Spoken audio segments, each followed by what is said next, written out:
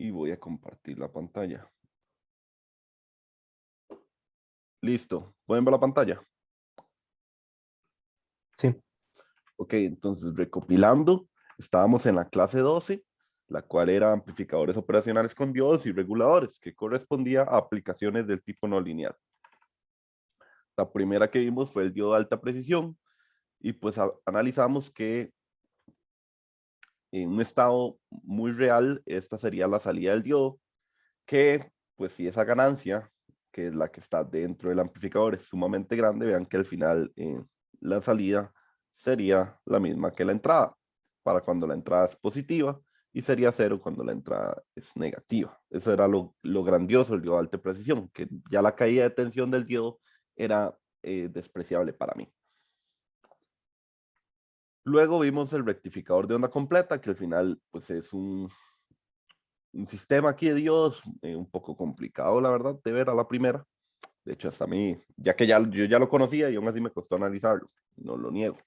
Entonces, para que le tengan mucho cuidado, ahí lo hemos resuelto y al final, pues este era simplemente un sumador. Ahí está el mismo sistema separado por partes para que lo puedan analizar como por bloques. Y quedamos aquí en unas aplicaciones con diodos también. Este primer circuito que ven aquí, sencillo, solo tiene un diodo, tiene una resistencia y vean que tiene como es todo este tema, una retroalimentación negativa. Vamos a analizarlo. Este circuito es muy curioso. Este circuito se llama detector de picos. Eso es lo interesante. Entonces, voy a suponer algo. Voy a suponer que aquí en la entrada, VI es una entrada senoidal, para que veamos todo el efecto que tiene el detector de picos. Vamos a pensar que esa señal VI es igual a 10 seno de omega t, una senoidal. Aquí llega hasta 10 y aquí llega hasta menos 10. Y vamos a pensar que el V referencia es igual a 2 volts, por darle un valor. ¿Okay? Entonces vean qué curioso esto. Voy a graficar su salida, porque estos circuitos casi siempre con diodos lo mejor es analizarlo cuando un valor es negativo, cuando un valor es positivo y analizarlo también con la gráfica. Muchas veces la gráfica nos puede dar mucha información. Este sería el VL, que es la salida. ¿No? Entonces vean que primero la señal empieza a subir, es decir, VI empieza a aumentar. Si VI empieza a aumentar, tenemos un caso muy especial. Dos casos muy especiales. Vamos a pensar en un caso en que VI sea menor que el VREF.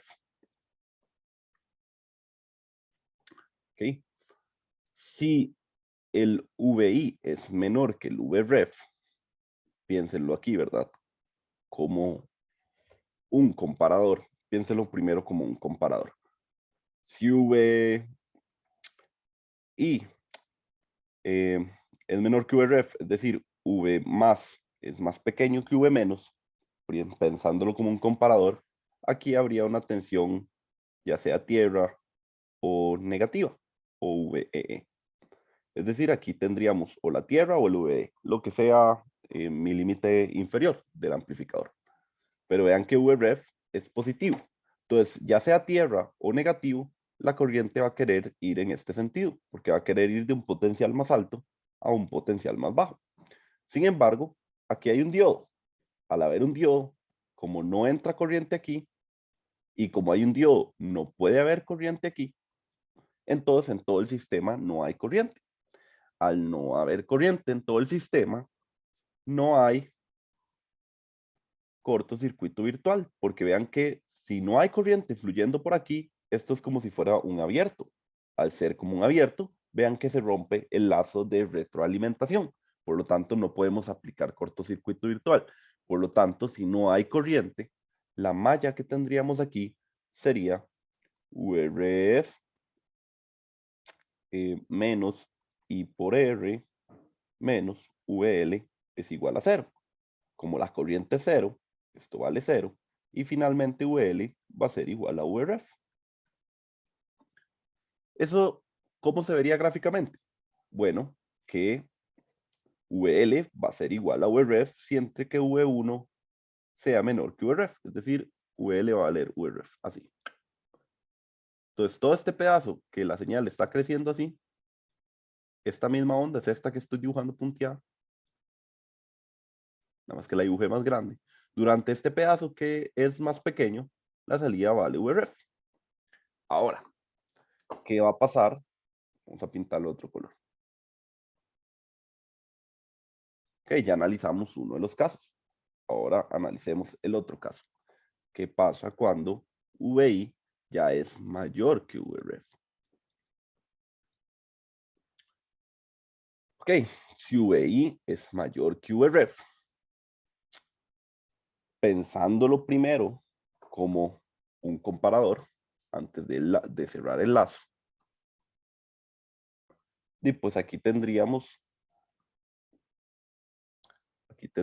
en esta salida lo que te pongamos en VCC, que vamos a suponer, ¿verdad? Que ese VCC es muy grande, ¿verdad? Es 15 volts, 10 volts, con lo que lo alimentemos, y es más grande que VRF. Entonces ahora la corriente va a fluir de un potencial mayor a un potencial menor. Si lo ven, cuando hago este corriente, o sea, ahora sí hay corriente, porque ahora sí el diodo está polarizado. Al haber corriente, ahora sí hay retroalimentación negativa.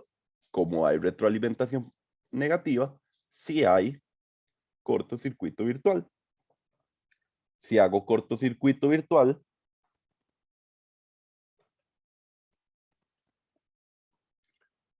sería que aquí nosotros tenemos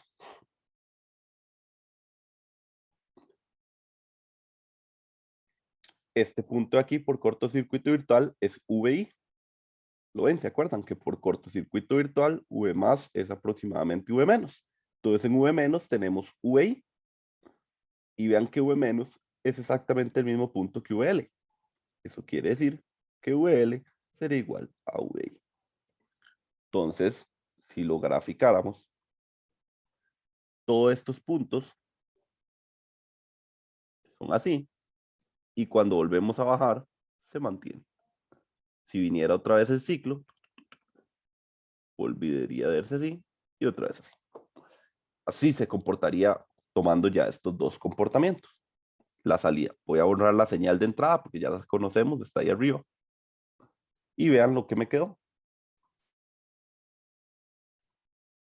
Me quedó una salida que detecta los picos únicamente. Entonces, toda esta fue la señal. Y vamos a dibujar la escala para que tenga un poco más de sentido. Como así. Algo así. Entonces vean que cada uno de estos picos superiores a VRF, él los pudo detectar y los demás pues no los dejó pasar o se mantuvo en el valor de VRF. Por eso se llama un detector de picos. ¿Les queda alguna duda con ese circuito?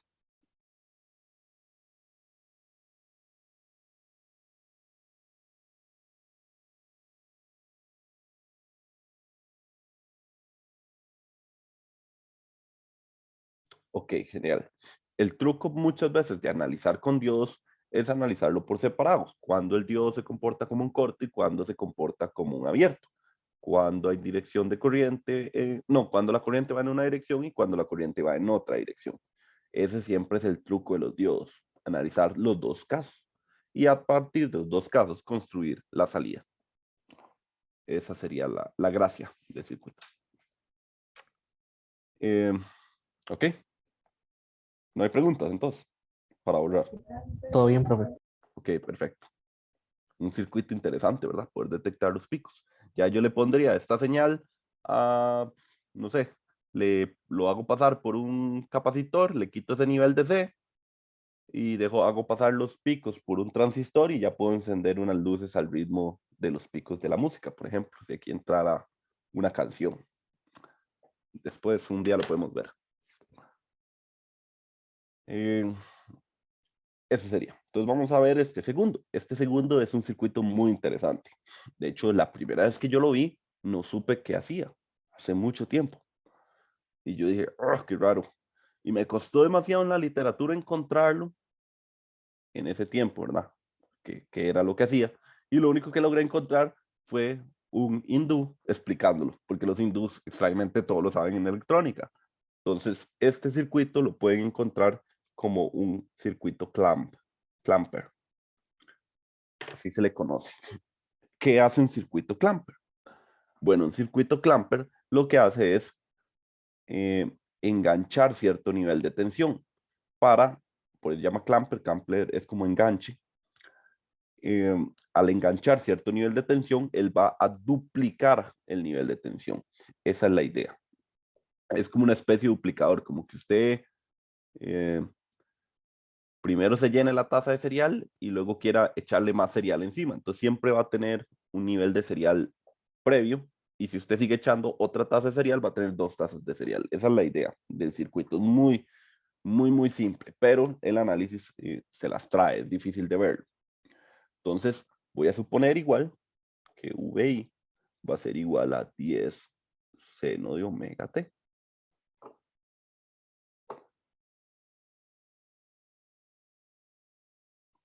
Y para este análisis, solo para este análisis voy a analizarlo con este menos. Aunque si lo analizo sin el menos me da lo mismo.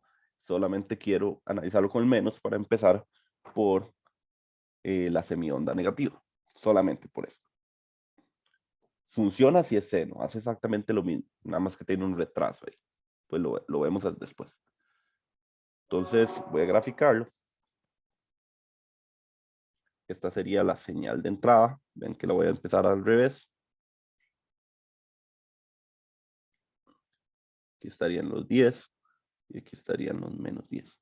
No esta escala, pero Wayne. Ok. Entonces, vamos a empezar con el lado negativo. ¿Por qué empecé con el lado negativo? Para que desde el inicio haya retroalimentación negativa. Entonces, como vean que VI inicialmente es negativo, y vean que V más vale más que V menos, entonces, digámosle, aquí podría haber un VCC entre comillas, y como hay un VCC, hay retroalimentación negativa, porque la corriente fluiría de un potencial mayor a un potencial menor. Entonces el diodo se polariza. Entonces hay corriente. Como hay corriente, el capacitor se va a cargar de esta manera. La corriente va en este sentido, ¿verdad? Porque por aquí no entra corriente. O sea, la corriente sale del amplificador y carga el capacitor. Si yo viera esa gráfica del capacitor en rojo, vean que al haber cortocircuito virtual, aquí hay una tierra. Entonces vean que VI es más menos, es VI es de este punto a tierra y es el mismo punto de aquí a tierra, ¿lo ven? Desde aquí a la tierra, que es la entrada, digamos así. De aquí a tierra es el mismo punto que de aquí a esta tierra virtual por cortocircuito virtual. Lo que quiere decir que VI es igual a menos VC, porque vean que están al revés las polaridades. Esta polaridad se le da la dirección de la corriente. Como es un elemento pasivo, la corriente lo atraviesa de más a menos. Entonces significa que mientras la onda hace esto, el capacitor hace esto. Pero pasa algo muy curioso justo aquí. Cuando él llega a su valor máximo, a V10, y después aquí hay 10 y aquí hay VI. Pero justo en este momento, cuando él llega a 10 y VI empieza a hacerse cada vez más positivo hasta 0, el capacitor, para poder seguirle ese ritmo al VI, él tendría que empezar a descargarse, porque ¿cómo va a bajar de un nivel de tensión a uno más bajo si no se descarga? Entonces, para que él pueda seguir cumpliendo esto, él debería descargarse y se descarga en esta dirección. Pero vean que en esta dirección no hay forma de descargarse, porque no puede entrar por aquí y no puede entrar por aquí, porque está pues el diodo. Entonces, ¿qué hace el capacitor? Se queda estático aquí. No hay forma de descargarse. No, él no tiene ninguna forma de descargarse. Vamos a dibujar esta más bonita. Que empaten.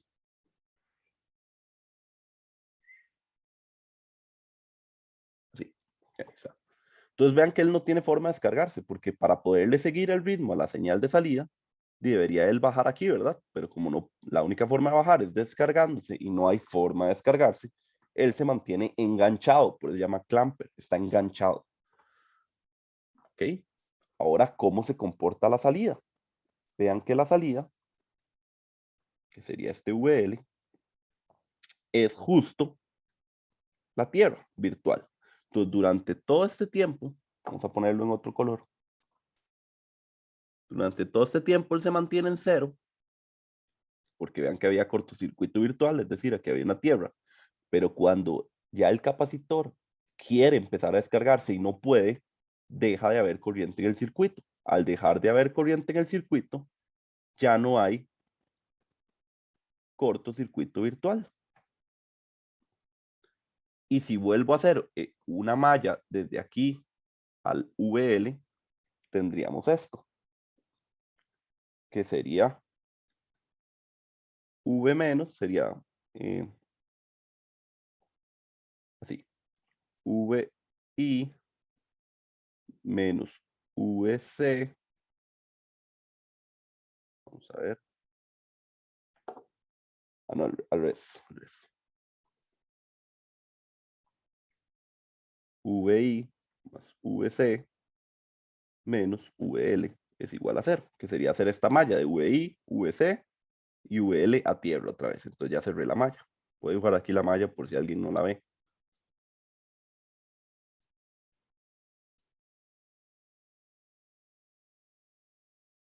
Entonces aquí está VL, ahí podría conectar una resistencia o algo, ¿verdad? Entonces ven que aquí está VI, que tiene esta polaridad, VC y VL. Así. Entonces vean que esta es la fórmula de esa malla. Si yo despejo aquí VL, me doy cuenta que VL es igual a VI más VC. Y VC, como quedó enganchado, es 10 volts. Eso significa que VL va a ser cuando justo se desarma el cortocircuito virtual, VL va a ser VI más VC. Vean que justo cuando se determina, VC vale 10 y VI vale menos 10. Entonces la salida vale 0. Pero donde esto se va haciendo más pequeño, esto va aumentando y se forma algo así. Sí.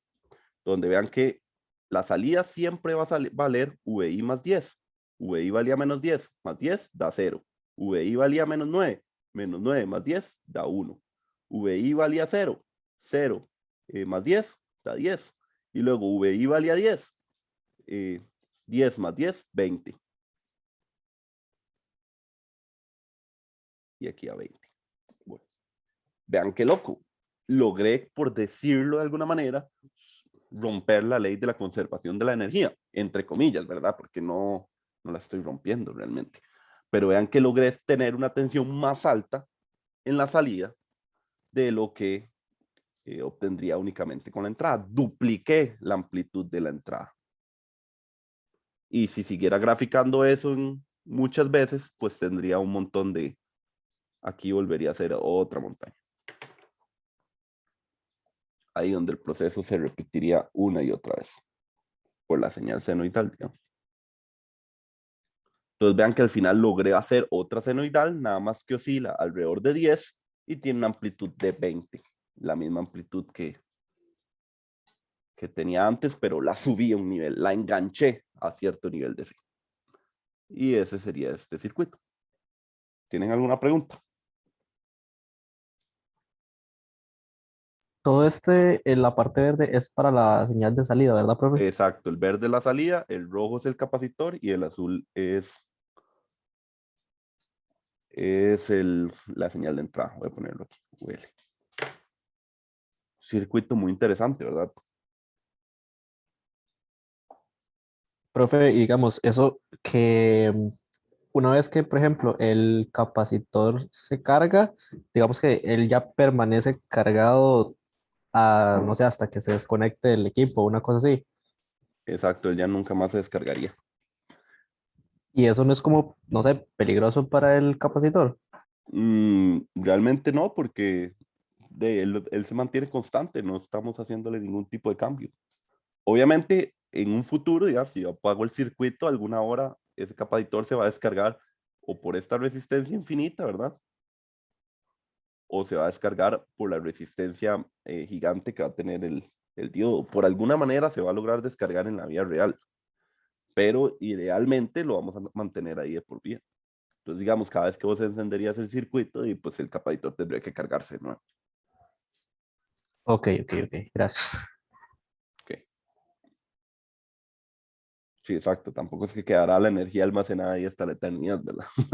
Pero es un circuito que logra, vean lo que hizo, o sea, tenía una señal senoidal y obtuvo una señal senoidal que llegó hasta el doble de la amplitud y osciló a través de un nivel de C, que sería a través de 10.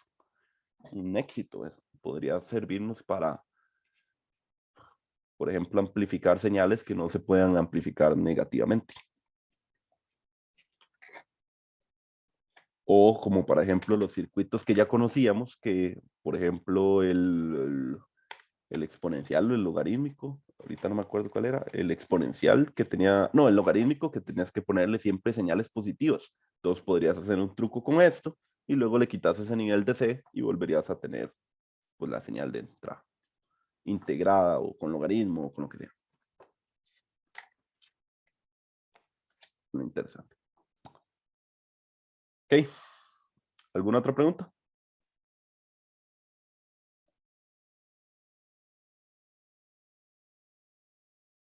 Este es tal vez uno de los más complicados que yo he visto con Dios, porque ese análisis, pues uno no le llega tan rápido. Uno no se va a imaginar esto, que el capacitor está totalmente cargado, a menos de que alguien se lo diga. Por eso se los digo yo. Ok, listo. Entonces, con eso terminamos la parte de Dios. Unos circuitos interesantes. También podemos poner Zeners por ahí. Pues los análisis serían lo mismo, nada más que tomando en cuenta pues, Zeners. Por ahí para que lo estudien. Cuando damos la clase de repaso, yo creo que por ahí tengo unos ejercicios con Zener. Bueno, vamos a ver otra aplicación no lineal que serían los reguladores. Ya pues se han llevado laboratorio 1, Brian se acordará, pues vimos reguladores y vimos que eran increíbles por varias características. La primera era que pues eran inmunes a cambios en su entrada. Podría haber ruido, un pico de voltaje o algo en su entrada que realmente no me haría efecto. Ahorita hago unos ejemplos.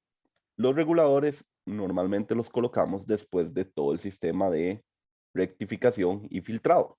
Recuerden, uno tiene un transformador que viene, por ejemplo, de 120 volts AC y lo puede uno separar en, bueno, aquí serían 12 volts AC, de aquí a aquí, o puedes hacer de aquí 6 volts AC y 6 volts AC. Al decir AC, lo que me refiero es que es RMS, ¿verdad? Entonces uno primero, pues con un transformador reducía un nivel de tensión trabajable para mis dispositivos. Luego tenía una etapa de rectificación, que en este ejemplo están usando solamente dos diodos con una derivación central para la Tierra. Esta es mi etapa de rectificación. Y luego le poníamos, si se acuerdan, un capacitor para, pues, eliminar, generar un rizado y así hacer un nivel de C. Voy a hacer unas gráficas para que los recordemos. Entonces aquí entran 120 volts alternos, salen aquí, digamos, 12 volts alternos, entonces sería como algo así. Y más o menos por aquí están los 12 volts. Eh, esa sería la señal rectificada en el tiempo. Este sería el VAC. Cuando pasa por los diodos, la señal que tendríamos sería una señal rectificada. Aquí a 12 volts. V rectificado. Aquí en este punto, digamos. Si no tuviéramos el capacitor. Y si le sumamos el capacitor, pues el efecto que tendríamos es que pues el capa editor evita que se descargue hasta 0. Entonces esto es como algo así. Generando una especie de rizado, ¿verdad? Este pequeño componente AC que nos quedó ahí es un rizado, pero ven que ya oscila alrededor de un nivel de C. Entonces ya logramos la rectificación completa con filtrado. Este nivel de C es un nivel de C muy feo, porque si yo lo veo ya en una gráfica decente,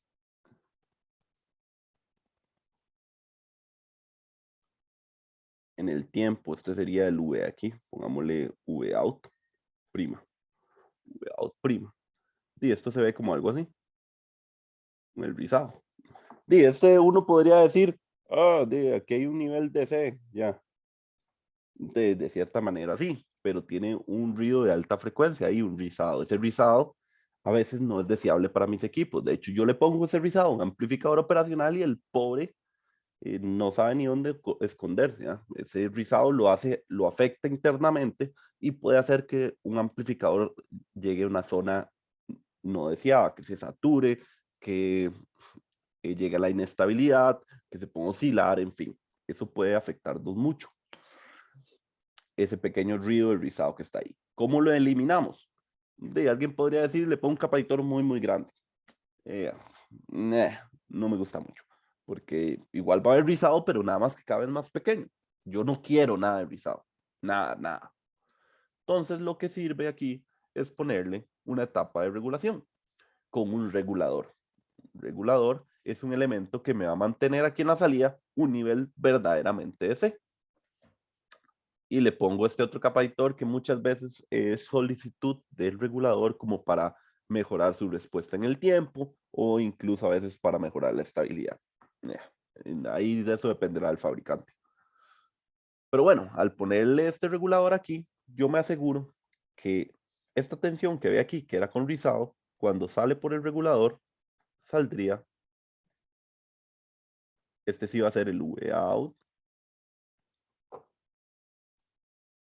Y este va a ser el V out primo. Entonces ahí yo sí me aseguro, después de poner el regulador, que este nivel de C sea de esta manera. Una verdadera línea, un verdadero nivel de C, sin nada de ruido, sin nada. ¿Qué es lo bueno de poner el regulador? Y no haber dejado ese ripple. Bueno, lo mejor de no haber dejado ese ripple, ¿verdad? Fue porque los equipos, yo les dije, ese ruido que está aquí de alta frecuencia puede afectar el funcionamiento. Recuerden que aquí estamos viendo alimentar, o sea, esto es el fin de esto es venir y conectarlo en el amplificador aquí arriba, en una de las alimentaciones o en una de las alimentaciones de abajo. No es utilizarlo como señal, sino estamos pensando en dar energía a mis circuitos, no en darle señales para que haga cosas locas, sino primero para funcionar necesita que yo lo conecte a un VCC o un VEE. Ese VCC y ese VEE tengo que fabricarlo. Eso es lo que estamos haciendo, para que no se pierda, ¿verdad? Entonces, una de las grandes ventajas de tener el regulador es esta, que de verdad tengo un nivel limpio. Otra ventaja que tengo es que, digamos, aquí están 120 volts AC, pero no se cae un rayo. Entonces, estos 120 volts AC se van a 300 volts AC por un mini instante. Entonces, si aquí hay 300 volts AC, de aquí a aquí va a haber 30 volts AC, pensando que este transformador sea un 10-1. Si hay 30 volts de C, pues ya este nivel de C no era aquel que estábamos diseñando de 12, sino que va a ser un nivel rectificado de 30. Y si eso yo se lo conecto a cierto equipo no deseado y ese pico voltaje al final, por culpa de ese rayo, me destruyó lo que yo fuera a conectar. Pero si yo tengo la etapa de regulación, el regulación se encarga de agarrar eso extra que entró aquí y lo libera en forma de corriente por aquí. Y aquí que mantiene esto. Es decir, el regulador ni siquiera se dio cuenta que cayó un rayo. Es una de las capacidades del regulador. No es que no se dio cuenta, o sea, sino que él hizo un trabajo automático por dentro de corrección para poder seguir manteniendo el nivel constante. Y esa energía extra que entró por aquí, ellos la liberan a través de esta corriente. Por eso es tan importante este tercer pin que siempre van a ver que va a tierra. Ok.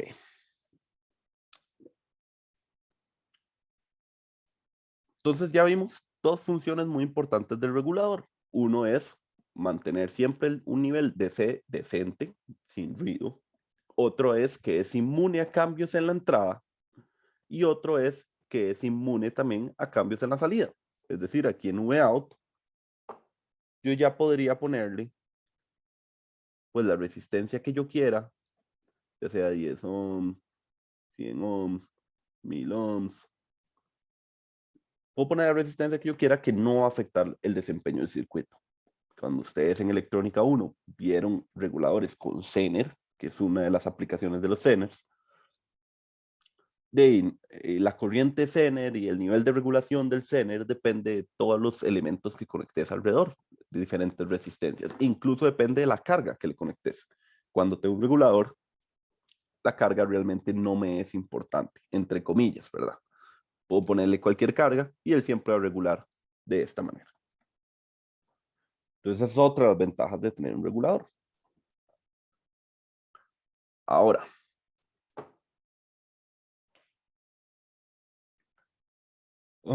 ok, entonces ahora lo más importante es qué tiene ese regulador por dentro. Pues como somos titanes de electrónica 2, entonces vamos a analizar qué tiene el regulador por dentro. Cuando lo vimos en el laboratorio eléctrico 1, yo les mencionaba los componentes más importantes, la fuente de corriente, el sistema comparador y el sistema de referencia. Ese era el, Brian se acordará tal vez, estaba conmigo, que lo vimos por esas partes y que pues el desempeño del regulador dependía de cómo están construidas esas partes, si son muy avanzadas o son muy simples. Entonces vamos a ver un tipo de regulador muy sencillo, un modelo muy sencillo. Es este aquí. Vean qué curioso. Esta configuración, vean qué loca que es, porque es la primera vez que el VCC y el VEE interactúan con las demás patillas del circuito. Vean, el VEE lo estoy conectando al V-, o sea, es una loquera. La primera vez en toda electrónica 2 que hacemos algo así. Entonces, bueno, normalmente los reguladores van a tener una fuente de corriente, va a tener un elemento comparador y ese elemento comparador me va a ayudar a entregar el Vout aquí. Aquí está el Vout. O sea, aquí es donde mantenemos ese nivel constante. Ese nivel constante que no va a fallar ante nada. Esa es la idea. Y aquí en VCC, este VCC, nosotros más bien diríamos que este es el VO', lo que salía del rectificación y filtrado. Okay. Entonces vamos a analizar esto.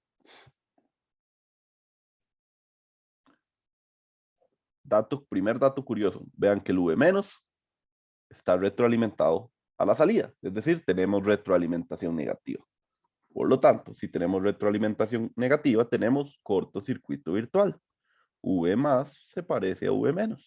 Eso quiere decir que este punto de aquí, vean que este es el VO', voy a ponerle porque este es el VO del amplificador, ¿verdad? El VO de todo el circuito es este de aquí, es aquí.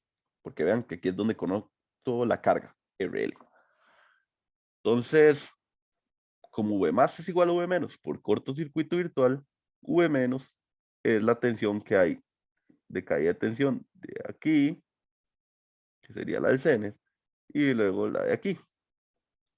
Bueno, de aquí y luego hasta aquí, eso sube más, que es exactamente lo mismo que V- por cortocircuito virtual. Entonces nosotros podemos decir que V+ es igual a V-Zener más VL. Y esa mismo es lo mismo que tenemos aquí, V-Zener más VL. Ahora, ¿qué tensión tenemos aquí? Bueno, vean que si me voy por esta malla de este lado, que fue la que hice hasta el V+, dice V+ es VL más V-Zener.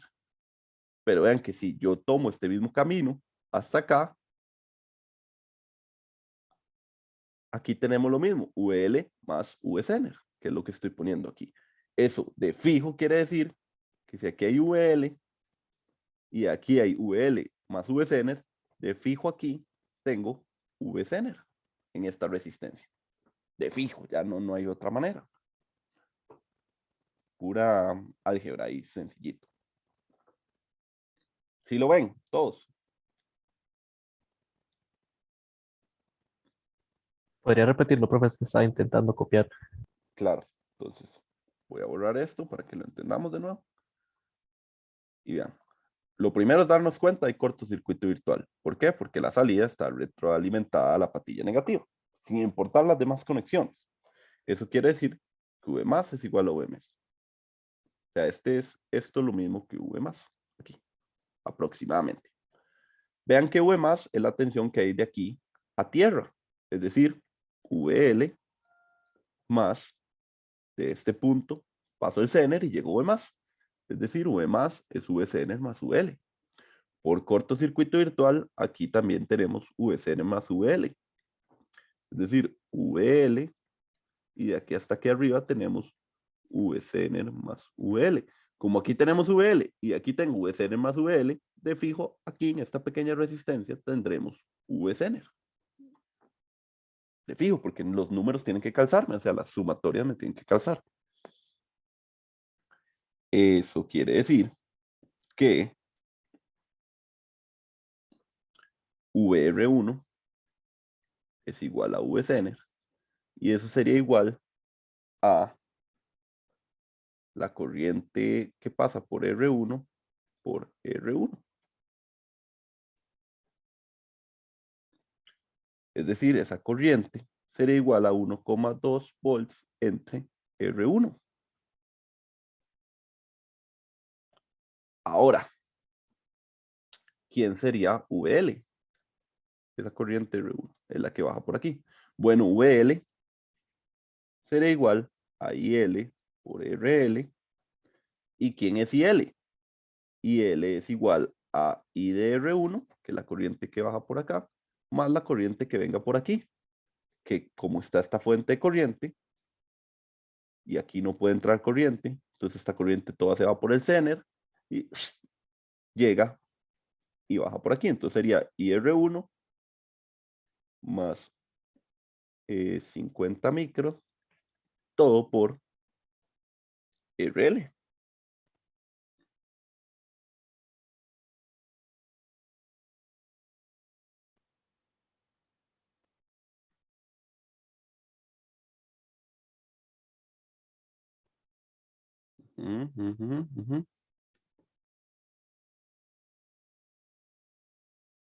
Ok, y ahora cambiando esto, UL sería igual a 1,2 volts por RL entre R1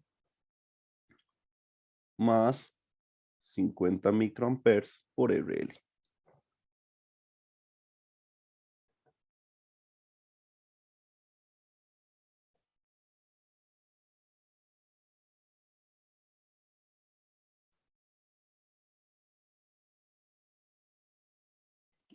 A ver, aquí me falta un detallito. Fue lo que me comí.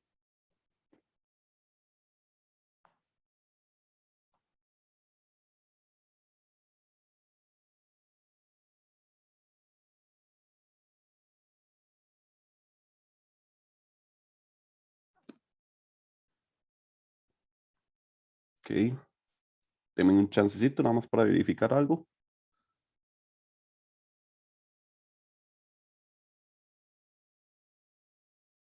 Ok, sí. Entonces ese es UL, este de aquí UL. Ahora encontremos este VO prima prima. Ese VO prima prima, dijimos que era, vean que es el mismo que este punto de acá. Entonces ese VO prima prima es igual a VCener más VL, que esto sería igual a 1,2 más 1,2 RL entre R1 más 50 microamperes RL. Ahora, esta la voy a acomodar un poquito mejor. Voy a borrar. Le borrar. Listo. Entonces, finalmente llegamos a esta resol. Yo saco factor común, ese 1,2 que teníamos ahí. y llego a esta solución, que es justo la salida del amplificador operacional.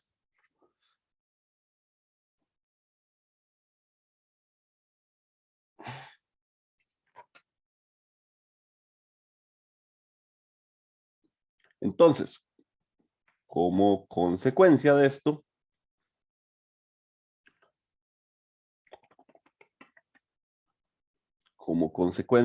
podemos conectar elementos aquí donde, pues, si diseñamos ya no esta carga, verla como la carga donde vamos a entregar la corriente, sino la vemos como una resistencia R2, como algo que yo diseño.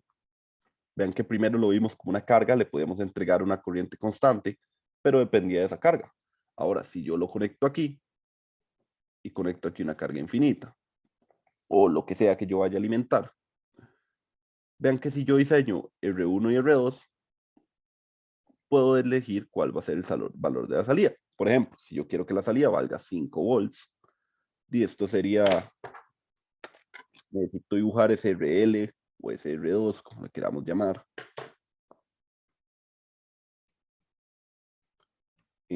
No sé, puedo elegir las resistencias de manera que sea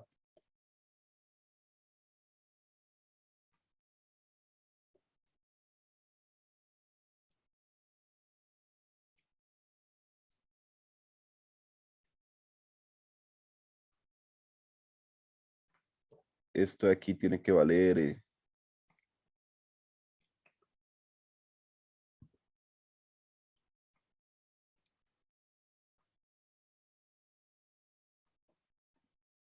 esto de aquí tiene que valer 3,16.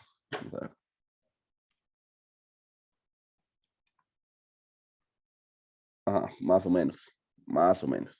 Entonces yo puedo escoger R2 y R1 de manera que me dé esta relación. Por ejemplo, puedo elegir R2, R1 de 200 y R2 de 600 aproximadamente.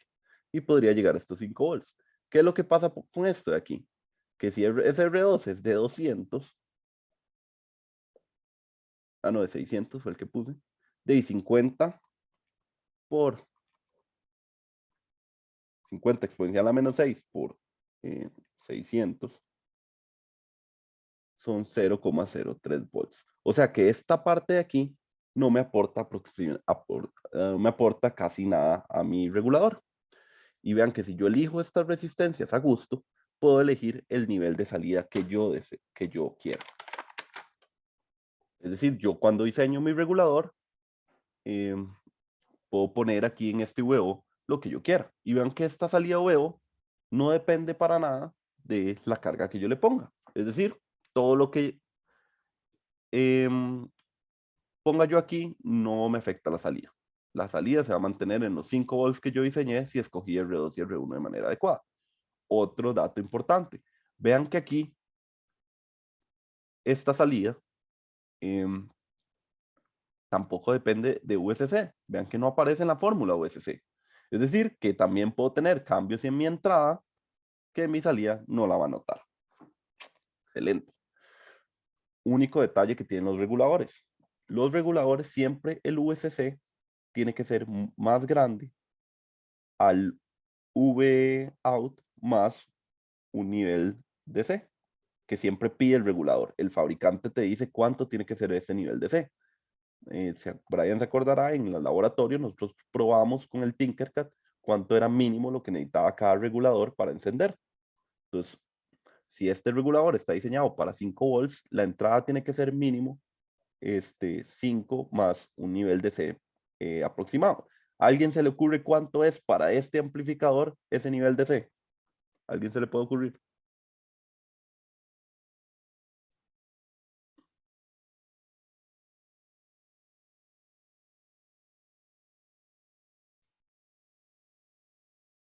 ¿Alguien lo quiere decir?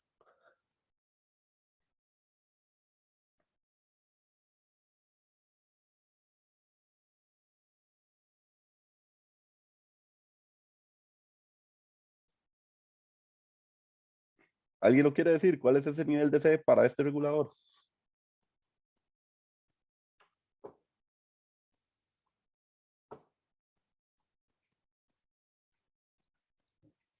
Nadie lo va a decir.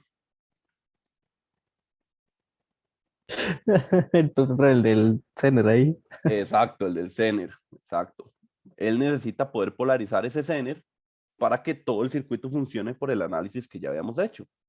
Entonces, los reguladores siempre van a necesitar un nivel de C. A veces también se le va a sumar, aparte lo del Zener, cuánto necesita esta fuente de corriente para funcionar, porque vean que aquí la estamos dibujando como una fuente de corriente.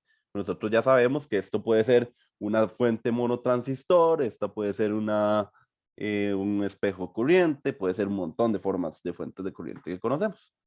Entonces, exacto, vean que no aparece en la fórmula el VCC, pero para poder hacer todo este análisis yo supuse que todo estaba polarizado. Entonces, de fijo la alimentación tiene que ser mayor a la salida, más SDC que siempre piden los reguladores. Entre más complicado sea el regulador, más nivel de C va a requerir para funcionar, para polarizar lo que tiene adentro. Entonces, antes de que sigamos analizando más de este regulador, vean esta fórmula. Memorícenla bien. Voy a abrir un documento.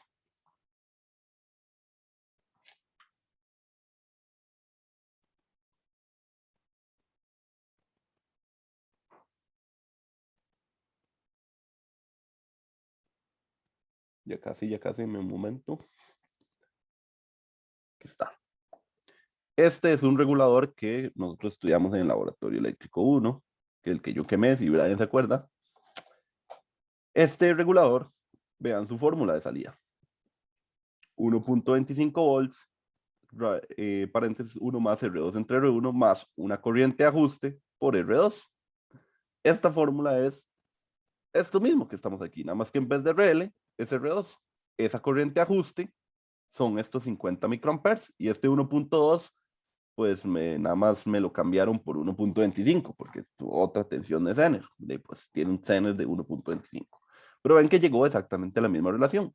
Lo interesante que tenía este regulador, el M317, si Brian se acordará o cualquiera que haya llevado laboratorio eléctrico 1, es que este era ajustable. ¿Por qué era ajustable? Porque uno elegía este R1 y R2 como uno quisiera. Uno elige este R1 y R2 como uno quisiera. Es decir, este circuito integrado, el LM317, es un circuito integrado que viene así. Esto es lo que viene sellado. Este es el pin de ajuste. Es por aquí va el pin de salida. Y por aquí entra el pin de entrada. Memoricen esos tres pines. Ajuste, entrada, salida.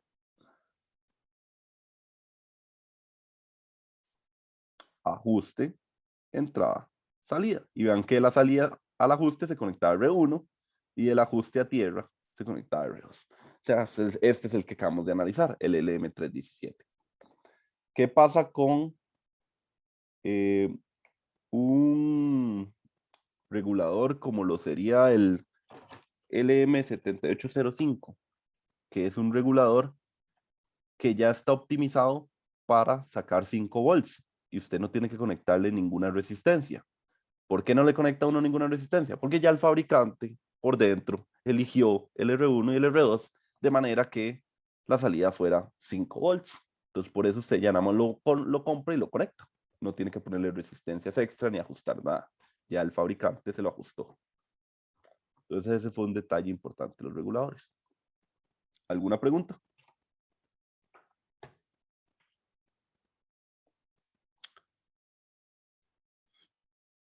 Ok. Nota importante. Vean lo que dice aquí. Como la corriente de ajuste es controlada es menor a 100 microamperes, en nuestro ejemplo fue de 50 microamperes, el error asociado con este término puede ser despreciable para la mayoría de aplicaciones, que fue lo que yo les conté en Laboratorio Eléctrico 1, que este término uno lo desprecia, a menos de que uno trabajara una tensión o una aplicación muy específica donde esto tenga un efecto, pero como ya vimos que esto aportaba aproximadamente, para mi ejemplo anterior, 0.03 volts versus 5, pues no es un gran error tampoco. Entonces es un error despreciable. Pero vean que incluso en la fórmula del fabricante viene esa corriente. Porque pueden haber aplicaciones donde esa corriente sea importante. ¿Aplicaciones como cuáles? De, no sé, aquí en la hoja del fabricante vendrán un poco de aplicaciones distintas. Hay muchas aplicaciones, yo la verdad no las puedo conocer todas. Pero bueno, en algunas esa corriente tiene que ser importante. Ahí los dejo a ustedes para que lo chequen en caso de que quieran pues, aprender un poquito más de reguladores. Siempre los fabricantes son los que más nos van a enseñar sobre cómo funcionan los reguladores. Ok, entonces ya vimos este regulador real, se parece a un LM317, se parece a un LM117, que hace exactamente lo mismo prácticamente, es otra generación, tiene otros niveles de corriente. ¿Qué es lo malo que tiene este regulador? De que si aquí yo conecto mi carga y esta carga le voy a poner 5 volts y es una resistencia de 1000, y pues de fijo a esta carga le está pasando una corriente de 5 miliamperes, ¿verdad? El regulador es el que se va a encargar de entregar la corriente que se necesite para que aquí se mantengan los 5 volts. Pero ¿qué pasa si este RL es de 10 ohms? Lo que necesito entregar ya son 500 miliamperes. 500 miliamperes ya es un número muy grande para un amplificador operacional. O sea, él tiene que entregar, imagínense, él tiene que entregar de su mismo cuerpo, de aquel todo sistema que ya estudiamos en el capítulo 1, 500 miliamperes. Es decir, su push and pull tiene que lograr entregar 500 miliamperes. Es mucho, es mucha corriente para un amplificador operacional. Entonces, ¿qué podemos hacer? Bueno, entonces lo que vamos a hacer es colocarle un transistor de potencia. Ahora, la corriente que entrega el amplificador es una corriente de base y la corriente que se entrega a la salida, que vean, sigue siendo el mismo punto de salida anterior, es entregado desde la alimentación hacia la salida, ya no directamente desde el amplificador. Este amplificador podría tener un límite tal vez de 200 miliamperes y como él me está exigiendo 500, entonces ya ahora sí, este transistor puede manejar hasta 1 amper, digamos. Entonces ya ahora sí puedo entregarle la corriente que yo quiero. Esa corriente, vean que al final proviene del VCC. Entonces la fuente, la etapa de rectificación debe ser capaz de entregar toda la corriente, ¿verdad? El regulador lo único que va a hacer es regular. Y también tiene un límite máximo que va a entregar, que está dado por este transistor. Pero este transistor recibe la corriente desde aquí atrás. Entonces esta de aquí atrás, el puente diodos con el capacitor y el transformador deben ser capaces de dar la corriente. Entonces ya vimos dos cosas importantes de la alimentación. Tiene que ser más grande que la salida rectificada, más un nivel de C mínimo, y además tiene que poder entregar más corriente de la que el regulador debería entregar, o al menos igual, para que el regulador no baje su desempeño, ¿verdad? Entonces, un trucote poner un BJT, lo manejo con corriente, poca corriente, mucha corriente pasa por el colector emisor y ya puedo entregar a la carga la corriente que yo necesite entregar. Ahora, ¿qué pasa si uno es un travieso como yo y viene y pega esto aquí a un corto? Es decir, este transistor va a decir, deme todo lo que tenga porque es quita hay un corto y voy entonces a quemar todo lo que pueda encontrar en mi camino. ¡Brájata! Se quema el transistor. Entonces, ya todo ese integrado no sirve de nada por un simple error de un corto, que es un error que le puede pasar mucho a un ingeniero en electrónica, más cuando está haciendo prototipos. Muy común, o sea, uno siempre lo evita, como siguiendo los pasos, viendo la carta, viendo la hoja del fabricante, en fin, pero siempre pueden pasar los errores. Entonces, ¿qué pasaría? Se quemaría, exigiríamos un montón de corriente aquí, tal vez quemaríamos etapas previas, tal vez hasta dispararíamos el breaker. No es una buena idea, ¿verdad? No tener un sistema de protección. Entonces ahora le vamos a agregar un circuito de protección. Este circuito aquí, con este especie de Darlington, especie de, voy a decirlo, ¿verdad? Porque en realidad no es un Darlington. Eh, Vamos a hacer un sistema de control y este transistor de aquí. Entonces vean lo que va a pasar. Imagínense que viene el travieso y pega el corto. Entonces toda la corriente empieza a decir, vámonos, que vámonos de fiesta, hacerle un desmadre ahí a los componentes. Como empieza a fluir mucha corriente por aquí, empieza a fluir mucha corriente por esta pequeña resistencia, que cuando la corriente era unos 50 miliamperes, de 50 miliamperes por 0.2 ohms son 0,001 volt. O sea, no es nada, ¿verdad? No es nada. Pero si ya la corriente aquí son, no sé, 2,5 amperes por el corto, en algún momento hay 2.5 amperes, por aquí hay 2.5 amperes, ahora sí, 2,5 amperes por 0,2 volts, esto es aproximadamente 0,5 volts aproximadamente. O sea, ya no es algo tan pequeño. Si esto es 0,5 volts, voy a pensar que subió un poquito más la corriente hasta que esto fuera 0,7 volts. Digámosle que hubo un poquito más aquí.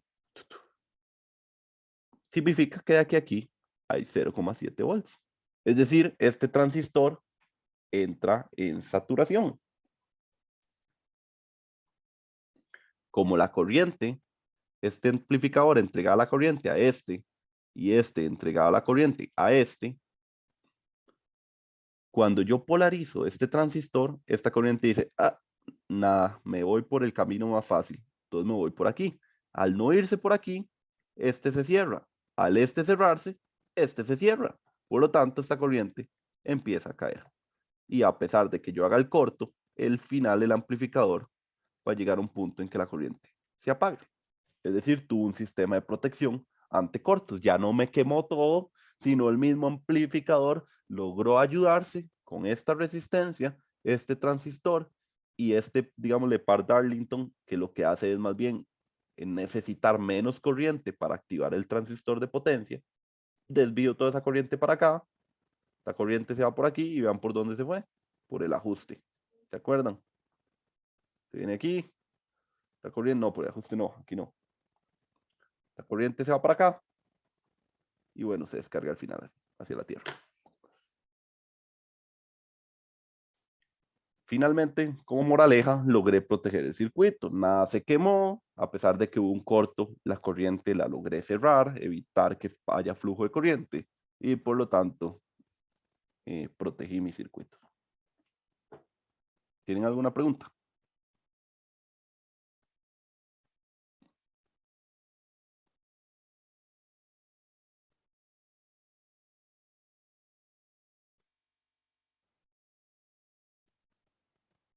¿Quedó claro? Entonces, ese sistema de protección.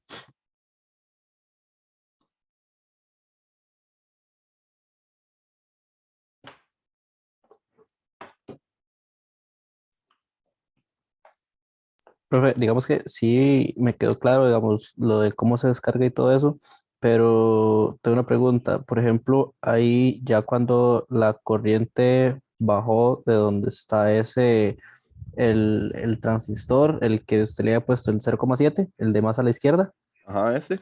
ajá, ya cuando la corriente va llegando a las dos resistencias, ajá, porque digamos la corriente prefiere irse por ahí si el corto sigue estando por el otro lado y el corto representa una resistencia de cero.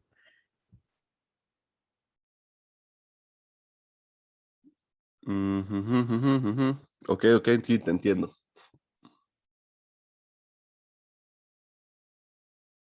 No, sí, puede ser que la corriente decida hacer esto, pero es una corriente que ya viene limitada por él. Entonces, puede ser que esa corriente que estamos manejando es tan pequeña que ya no nos tiene un efecto sobre la salida. Tal vez en la salida no se dispare a 0 volts, sino tal vez se vaya a 0,2 volts, digamos. Ok, Esa- sí, pero ya es algo más manejable, Ajá, digamos, que exacto. no va a dañar el circuito. Exacto, porque esta corriente de aquí, lo interesante de tener este Arlington es que ya yo ocuparía aquí corrientes de 200 microamperes, digamos, por ejemplo, de este rango. Entonces, aunque sea un corto va a tener una resistencia, que puede ser también muy pequeña como esta. Si usted mide la resistencia de un cable, más o menos anda como por 0,7 ohms, 1,2 ohms. Entonces, de 1,2 ohms por 200 microamperes, sigue siendo algo sumamente pequeño. Vamos a ver, 1,2 por 200 por encima de menos 6. De ahí sí es, imagínense, es 2,4 por 10 a la menos 4 volts. Y al final, es un poquito menos. Ok, ok, gracias. Okay. Igual, este es un detalle importante, ¿verdad? Conforme se vaya cerrando aquí, ¿verdad? Cada vez que la corriente vaya a hacerse más pequeña, pues esto también, esta caída de tensión también se hace más pequeña, y por lo tanto esta también se va haciendo más pequeña. Entonces tampoco es que deja libre el albedrío la corriente, ¿verdad? Es un sistema como automatizado que y si esta corriente se va disminuyendo, a algún punto este, este va a dejar de funcionar y otra vez el sistema arranca, digamos. Suficiente como para que uno se dé cuenta que algo malo está pasando y pueda quitar el corto. Es otro detalle también importante. Ok. Listo. ¿Alguna otra pregunta?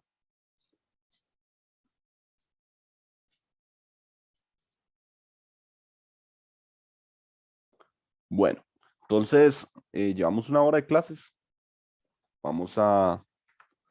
Voy a terminar de ver esto, que es nada más un LM117, ya lo vimos, se parece al 317, es de la misma línea, nada más cambia sus niveles de corriente máximo.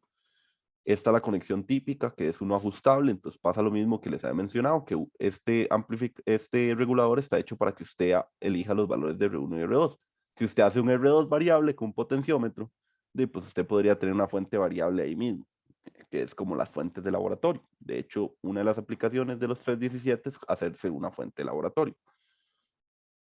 Entonces uno podría manejar una fuente que sea variable. Y así se ve el circuito interno del M117, donde vean que está igual el Zener hacia el ajuste, la fuente de corriente, la corriente que requiere mínima para alimentar el amplificador, y vean que viene encerrado este circuito en un protection circuit. Muchas veces pues el fabricante también tendrá su propia tecnología, ¿verdad? Que no quiere que le copien, ¿verdad? Entonces muchas veces hace este tipo de elementos porque puede ser que tal vez este sistema sea un poquito más complicado para hacerlo más eficiente. Aquí hicimos el más básico, que fue poner pues un transistor. Entonces el fabricante lo pone así, pero vean que es este mismo efecto. Y aquí está ese mismo par Darlington para evitar que la corriente que tenga que entregar el amplificador sea mínima. En especial por este transistor, la corriente máxima que puede pasar por aquí es 2,2 amperes. Entonces la corriente máxima que al final puede entregar todo el circuito, a pesar de que el amplificador puede entregar corrientes muy pequeñas. Aquí se ve otro regulador, que es este que les mencionaba, los 7805, que ya el fabricante eligió el R1 y el R2. Veanlo aquí donde están. Este VRF que está al más puede ser un Zener, como ya lo vimos. Tiene este transistor que es el de potencia, y tiene aquí el sistema de protección con el transistor que le quita la corriente, que vean que es la que entregaba el amplificador. Entonces, si la jalo por acá, evito que pase a este transistor, que es el que me entrega mucha corriente, que es el que podría ser peligroso. Y aquí está la fuente de corriente que pues es parte de los reguladores.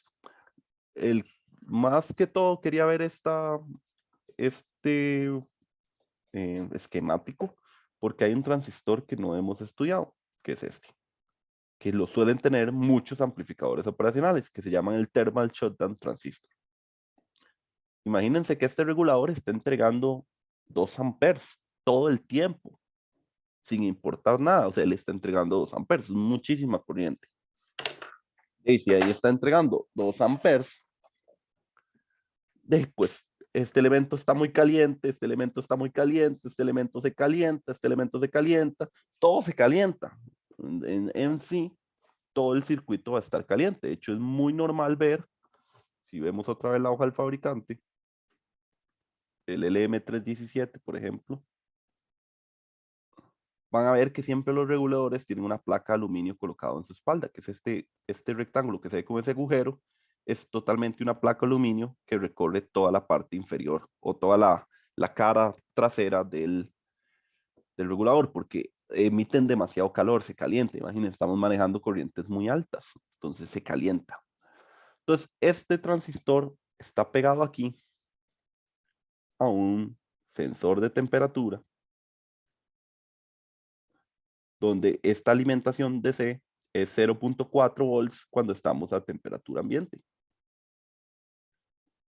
Pero si todo el circuito se calienta, este calor empieza a aumentar y todo el circuito, no sé, llega a los 40 grados, por decir un número.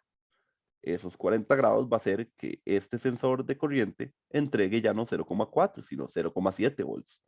Al entregar 0.7 volts, este transistor se polariza y toda la corriente fluye hacia allá.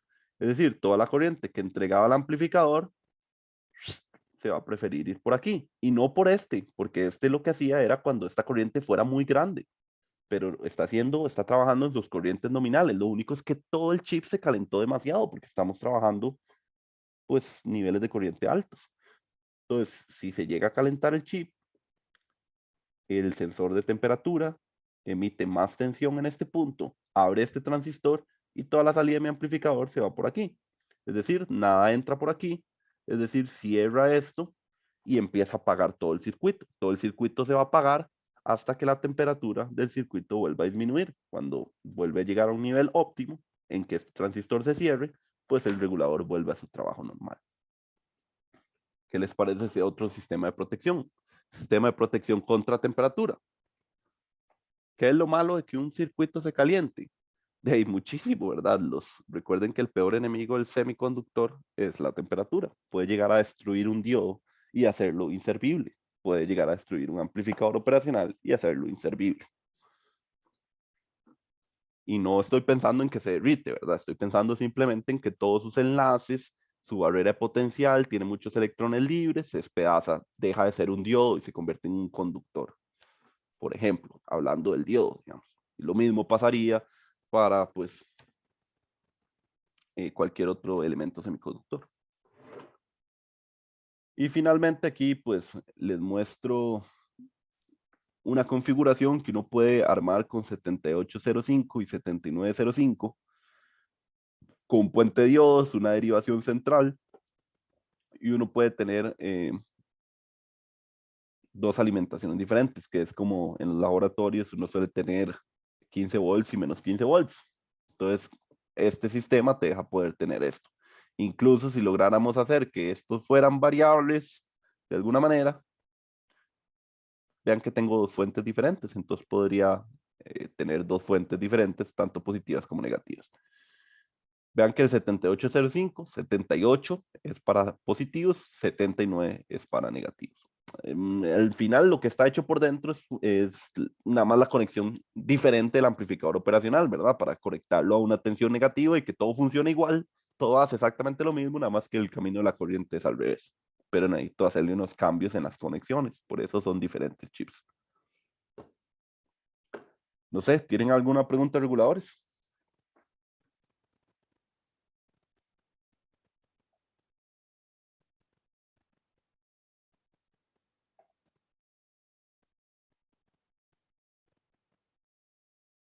Ok, genial. Entonces vamos a irnos a un receso de 15 minutos. Volvemos a las 10:30 para ver el siguiente tema, que es muy, muy importante, que se llama amplificadores de instrumentación. Entonces, tomamos un receso de 15 minutos. A las 10:30 volvemos. Por allá.